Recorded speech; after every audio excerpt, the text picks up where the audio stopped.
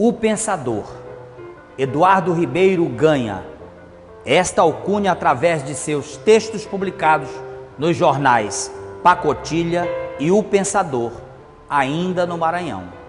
É na sala de almoço que encontramos exemplares de jornais que Eduardo Ribeiro ajudou a fundar e para os quais escrevia, colocando suas ideias que incomodavam o clero da época. Ele chegou a ser condenado por insubordinação, já que divulgava ideias que incomodavam as classes governamentais da época.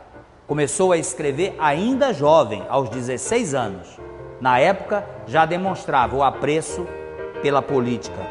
Porém, a falta de apoio e as ameaças vão lhe encaminhar para a vida militar.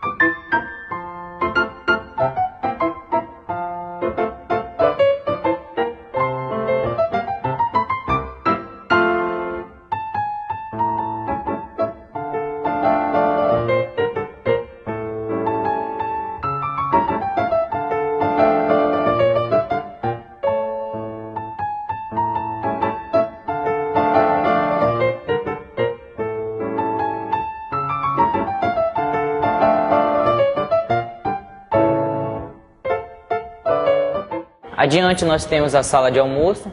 Apesar de receber esse nome, era aqui que o Eduardo Ribeiro fazia todas as suas refeições. É um cômodo da casa que é bastante detalhado, bastante trabalhado. Vocês podem notar que toda a sala ela possui detalhes na parede, detalhes no teto. Os cristais são trabalhados, vindos diretamente da Europa. Além de ter pinturas, quadros que vieram de fora, com fim específico de ilustrar a casa, né? Com fim de decoração. Nós podemos ver também duas cópias, dois exemplares de jornais da época, que são os dois jornais que o Eduardo Ribeiro ajudou a fundar e para onde ele escrevia artigos, que são o Pensador e a Pacotilha. São jornais de São Luís do Maranhão, que o Eduardo ajudou a fundar, isso no caso o Pensador, tanto é que ele recebia esse apelido, ele era chamado Pensador justamente porque ele ajudou a fundar esse jornal, isso com 16 anos. E a Pacotilha era um jornal para onde ele escrevia artigos. Como ele era menor de idade na época, só tinha 16 anos, ele não podia assinar. Quem assinava por ele era o chefe dele. Ainda nesse cômodo, o visitante tem a oportunidade de ver toda a louça, toda a prataria que era utilizada na época, sendo que são itens bastante trabalhados. Algumas peças são até mesmo folheadas a ouro, ou seja, possuem riquezas de detalhes. Ele teve passagem na imprensa do Maranhão como jornalista, não exercendo a profissão propriamente, mas produzindo como articulista, produzindo artigos. Disse muito que ele tinha uma grande influência da maçonaria quando escrevia no jornal O Pensador, junto com Aloysio Azevedo, uma das maiores figuras da literatura brasileira. Não é verdade. Até hoje, todos os livros de história fazem esta referência. Mas nós podemos constatar em documentos de fontes primárias que ele só ingressou na maçonaria em Manaus já ao fim do seu governo, já em 1897, 98.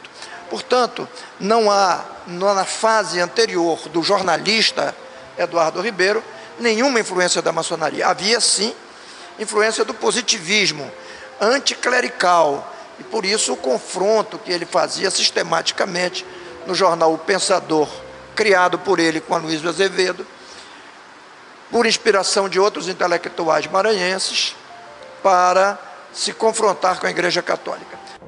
Após a ebulição de ideias que o Pensador difundia nos jornais da época, surgiu a decisão de entrar para a vida militar.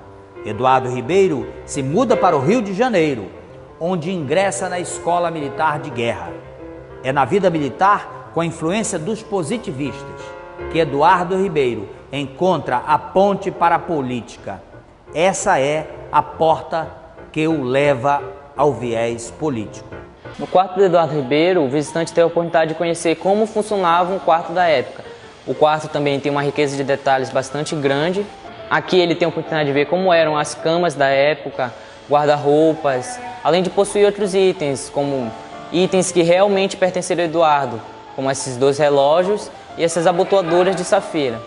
São itens que foram adquiridos pelas secretarias e repassados ao museu. Mas aqui nós temos réplicas de roupas que Eduardo Ribeiro costumava utilizar, como a sua roupa militar, e outras roupas que ele usava em ocasiões especiais, eventos de gala, além das roupas de dormir.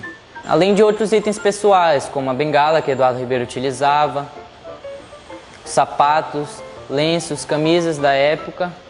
Eduardo Ribeiro passa por algumas cidades e finalmente chega ao Amazonas. Aqui passaria o resto de seus dias e construiria obras que perpetuaram seu nome.